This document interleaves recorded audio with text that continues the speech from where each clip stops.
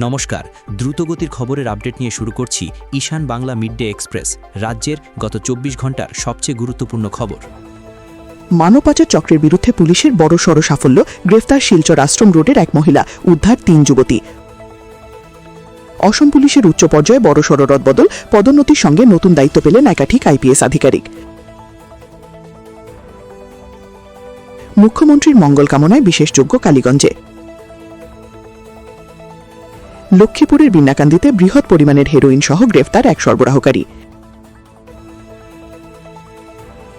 কাটিগড়ার কালাইনছড়া টোলগেটে আটক ৯ রোহিঙ্গা নাগরিক।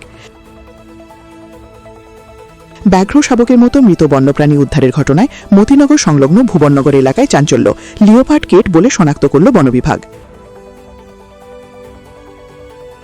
উধারবন্দের ৫ মাইলে ভয়ঙ্কর পথ দুর্ঘটনা, আহত ১। শিলচর আগরতলা শিলচর এক্সপ্রেসে যুক্ত হল অত্যাধুনিক এলএইচবি কোচ। নিরাপদ ও আরামদায়ক যাত্রার পথে এক ঐতিহাসিক পদক্ষেপ রেলওয়ের।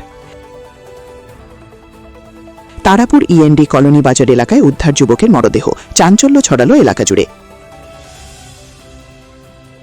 বিধানসভা নির্বাচনকে মাথায় রেখে বড়খোলা কেন্দ্রে শাসক দলের প্রার্থিত্ব নিয়ে শুরু হয়েছে জোর চর্চা। সেই চর্চার কেন্দ্রবিন্দুতে উঠে এসেছে বিজেপি নেত্রী গীতরনাথের নাম।